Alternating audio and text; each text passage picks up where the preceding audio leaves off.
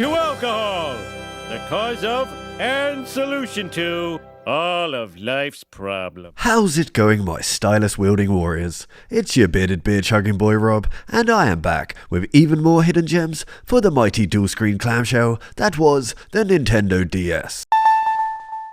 I actually managed to find the Incredible Hulk in my local charity shop, and as it was cheap I thought, fuck it, why not? And I'm not gonna lie, it wasn't what I was expecting at all, as I expected it just to be, well, kinda shit.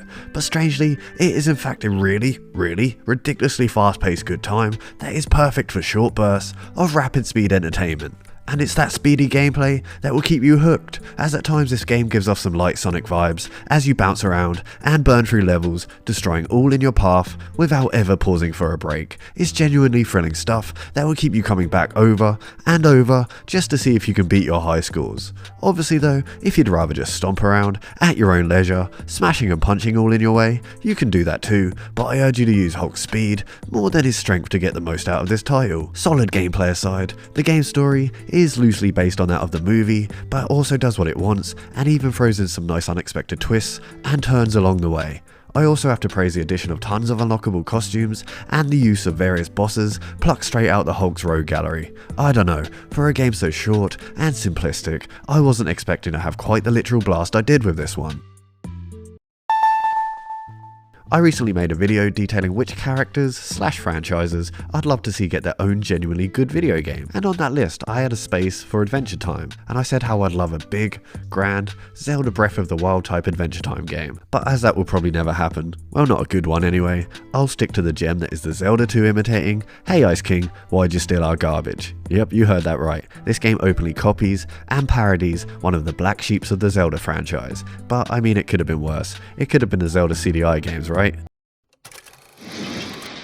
Oh my goodness, this is awful! The show is known for wearing its love for gaming proudly on its sleeve, with episodes and even characters showing the creator's passion for video games, so it's oddly fitting that the best Adventure Time game you can pick up is one big homage to one of Zelda's most divisive titles. It could have gone so wrong, but yet it went so right, and that's probably down to not only having the masters of the hidden gems, WayForward Studios, working on the game, but also having one of the show's lead creators lending his talents to the project. And what this team up made was essentially an action RPG with an explorable large overworld that lets you jump into side-scrolling action platforming goodness at your leisure. The basic premise of the title sees you trying to retrieve your stolen garbage from the Ice King, and yeah, I know the plot is weird, but so is the show, and it all just leads to you feeling like you're taking part in a playable episode of the Oddball Show. This immersion is also heightened by music and visuals that truly pop too, just like they do in the hit cartoon. But to put it simply, this is just Zelda 2, but better, as it's bursting with all the charm, humour, characters, and weirdness of Adventure Time's world. If you're not a lover of the show, this may just be the game that turns you into one. If you're a fan of the retro goodness of the likes of Castlevania and Ghouls and Ghosts, then I suggest you give Barnyard Blast a go, as the game both celebrates and parodies everything that is great and not so great about those old school horror infused games. And while the 2D shooter gameplay is nowhere near as polished as it should be, I urge you to hunt down this gem for its story, writing, and its endearing silliness alone, as they more than make up for the game's shortcomings. Sure, it's not the prettiest and the gameplay is kinda lacking, but when a game's plot, narrative, and video game mocking antics make you smile and outright laugh as much as Barnyard Blast does, then it's an easy recommendation.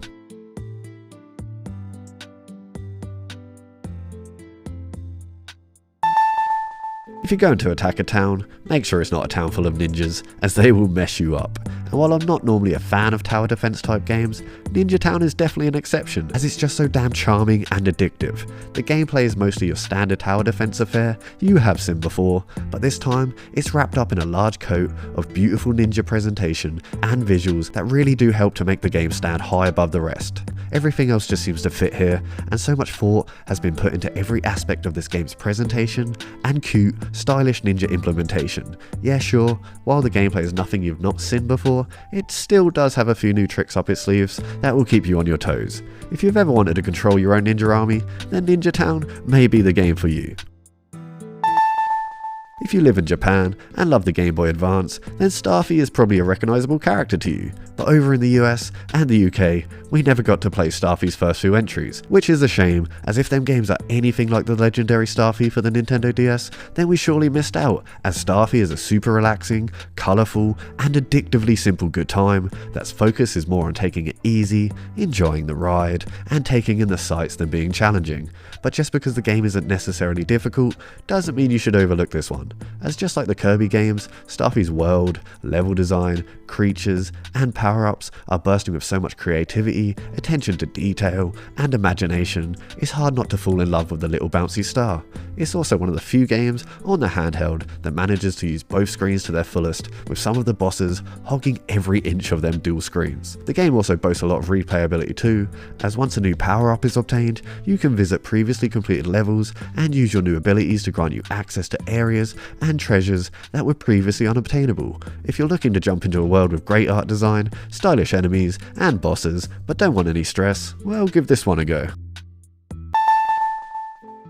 A great man once said, "If you can dodge a wrench, you can dodge a ball." but I say why dodge either, when you can sit back and let some pixelated pros do it instead. Super Dodgeball Brawlers lets you do just that. Well no, it doesn't let you throw wrenches, but it might as well, as this game takes the already chaotic nature of the sport of dodgeball and ramps up the carnage, chaos, and insanity tenfold. You see in this game, it takes more than just getting hit by the ball to see a player knocked out of the game. You must actually drain an opponent's health bar before you can knock him off the court. Sounds simple enough, but you don't just use the ball, that can be charged up and set ablaze to deal damage, you can actually kick and punch your opponents too. It's wildly frantic and hilarious, and all leads to a game that's simple to pick up, but yet still has so much to master.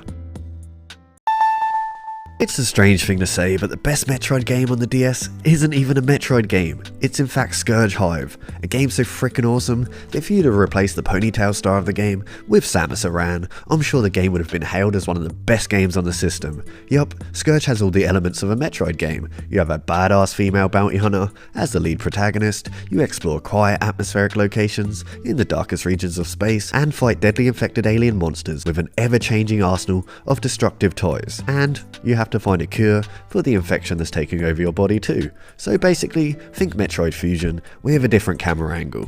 Where the game differs, however, is in its gameplay, and Scourge is far more focused on tense and suspenseful all-out action, with exploration taking a backseat. Which sounds like a bad thing, but somehow it just works, as the gunplay, abilities, and power-ups are also intensely satisfying to use that you genuinely will not be able to wait until your next enemy encounter or screen-filling boss battle. There is still a lot of exploring and secrets to find, however, but these aspects of the gameplay are far less polished than the all-out, overwhelming, relentless battles with the varied hostile monstrosities out to get you, but do help to give you some breathing room before your next encounter, and also stops the gameplay from ever getting too repetitive, as do a few of the game's light puzzle elements. The game's pixel-perfect colourful graphics also pop out of the screen, and the standout sound design and music enhances the dread of the situations you face. While it's not perfect, I had an absolute blast with this one, and I wish I'd picked it up sooner. Right, that's all I have for you today. If you'd like to help support the channel, smash that like button, make sure you're subscribed, and give us a list of your favourite hidden gems down below. We'd love to hear from you. Until next time, you guys stay tipsy.